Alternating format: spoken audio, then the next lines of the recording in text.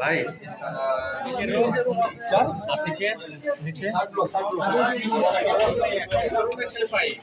আমরা রাজশাহী বিশ্ববিদ্যালয় প্রথম রাজনৈতিক মুক্ত হল ঘোষণা করেছি হোসেন শহীদ সোহরাওয়ার্দী হল। এই হলে কোনো অবৈধ শিক্ষার্থী আর অবস্থান করতে পারবে না, কোনো সন্ত্রাসীদের ঠিকানায় সোহরাওয়ার্দী হলে হবে না। আমরা বলতে চাই রাজশাহী বিশ্ববিদ্যালয় সুন্দর এবং সুষ্ঠু পরিবেশ বজায় থাকবে শিক্ষার মতো। এই ওয়াদা আমরা আমাদের শিক্ষার্থীদের যে কোনো ন্যায়সঙ্গত আন্দোলনে আমরা তাদের সাথে ছিলাম, আগামীতেও থাকবো। আমাদের শিক্ষার্থীরাই বিশ্ববিদ্যালয় প্রাণ, তাদের যে দিক যারা দেখিয়েছে সারা বাংলাদেশকে, সেখানে রাজশাহী বিশ্ববিদ্যালয় একটি বড় অবদান রাখছে।